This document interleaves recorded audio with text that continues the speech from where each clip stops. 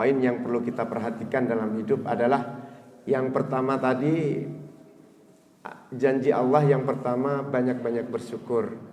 Yang kedua, setiap waktu kita harus ingat Allah. Yang ketiga, sering-seringlah berdoa. Dan yang keempat, yang terakhir adalah beristighfar di tiap saat. Kalau bisa harus lebih banyak dari Rasulullah. Rasulullah 100 kali. Kalau kita lebih banyak lebih baik. Maka Allah berikan kemudahan. Allah berikan kemudahan dari apa yang kita lakukan. Ini yang perlu kita perhatikan.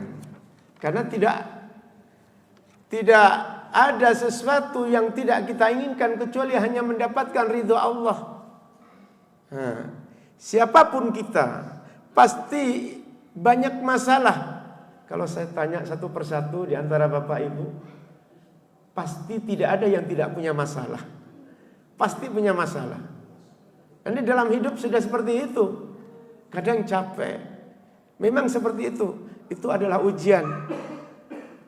Dan orang yang biasa beristighfar, selalu Allah kasih jalan keluar, kemudahan-kemudahan untuk selalu kita lakukan. Di dalam surat Al-Insyirah juga ada. Fa inna ma'al usri yusra, inna ma'al usri yusra. Di balik kesulitan ada kemudahan. 2 kali Allah mengulang ayat ini. Dalam ilmu ma'ani ini mengandung makna setiap suatu permasalahan akan ada 2 jalan keluar yang Allah siapkan untuk kita. Alhamdulillah, ini harus kita perhatikan. Jadi jangan merasa kita lebih baik.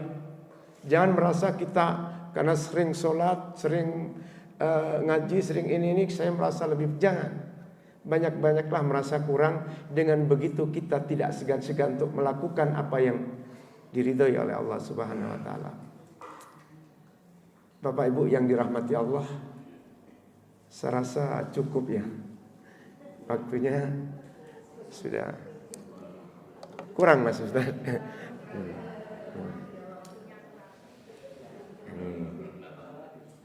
Karena memang seperti ini keadaannya.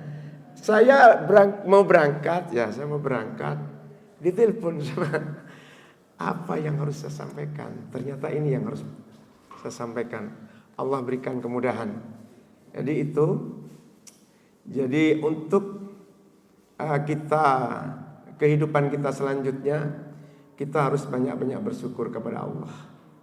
Kita harus banyak mengingat Allah. Kita harus banyak berdoa kepada Allah. Dan kita harus sering beristighfar kepada Allah. Kekuatan istighfar luar biasa. Dan saya sampaikan, saya pernah mencatat ya, keutamaan istighfar itu begini. Ini 4 keutamaan istighfar. Ini mungkin perlu diterapkan nanti. Dahsyatnya istighfar. Istighfar yang dianjurkan itu waktu safar, sebelum subuh. Ya. Setelah kita sholat tahajud, banyak-banyaklah beristighfar. Ada di surat Ali Imran ayat 16-17. Yang pertama, orang yang sering beristighfar itu ditambahkan kesabarannya. Orang yang sering beristighfar, khususnya di waktu subuh itu cenderung hatinya lebih lapang, menerima semua apa yang ada yang menimpa dirinya, mudah mengatasi semua persoalan karena kesabarannya ditambah oleh Allah Subhanahu wa taala. As-sabirina. Itu orang yang sering beristighfar. Yang kedua, merubah dia menjadi pribadi yang lebih jujur. Was-sadiqina. Lebih jujur. Jadi mau berbohong saja takut dia. Takut dosa. Itu orang yang sering beristighfar, selalu minta ampun kepada Allah. Dan yang ketiga, menambah kekhusyuan dalam semua proses ibadah. Wal qanitina.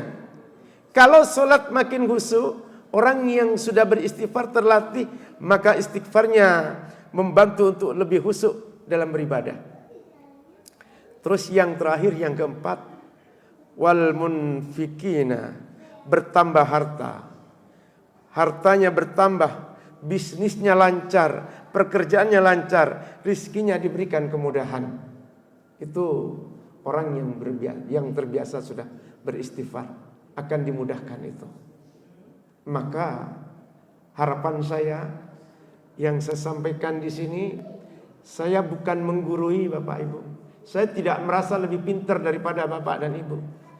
Yang jelas apa yang saya sampaikan ini bagian dari sharing, saling memberikan, menyampaikan kebaikan, dan ini mudah-mudahan meningkatkan takwa kita kepada Allah.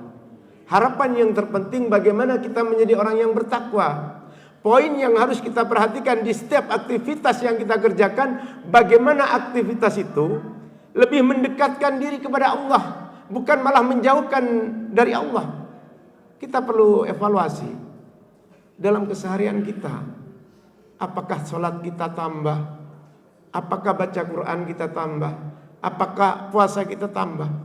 Dan kalau kita tambah, itu Allah akan berikan kemudahan. Dan itu termasuk kita orang yang beriman. Orang yang punya iman itu, imannya, ketakwaannya akan selalu meluruskan perbuatan-perbuatannya. Kalau mau berbuat yang salah, ada remnya. Tidak sampai melakukan perbuatan yang salah. Itu yang perlu kita perhatikan dalam hidup ini. Karena kita tidak lepas dari godaan-godaan setan. Karena memang janji iblis dan kroni-kroninya akan selalu menggoda manusia sampai kiamat nanti. Sampai kiamat. Jadi mumpung ini adalah waktu yang tepat kepada kita semua. Karena kita tidak tahu kapan Allah panggil. Maka waktu yang tepat untuk beristighfar kepada Allah, mohon ampun kepada Allah. Kalau kita sebelumnya banyak melakukan dosa, banyak melakukan perbuatan-perbuatan yang salah, mohon ampun kepada Allah. Bertobat dengan sebenar-benarnya tobat, dengan taubatan nasuha, untuk tidak mengulangi perbuatan-perbuatan yang salah itu lagi. Sehingga dengan begitu kita termasuk hamba Allah yang diberikan kemudahan untuk selalu beribadah kepada Allah Subhanahu wa taala. Mudah-mudahan sedikit ini ada guna dan manfaatnya, sehingga akan lebih mendekatkan diri kita kepada Allah.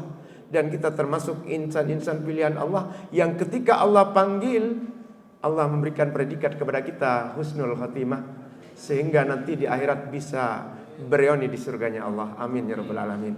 Sekian, wabillahi taufiq wal hidayah wal ridha wal inayah. Wassalamualaikum warahmatullahi wabarakatuh.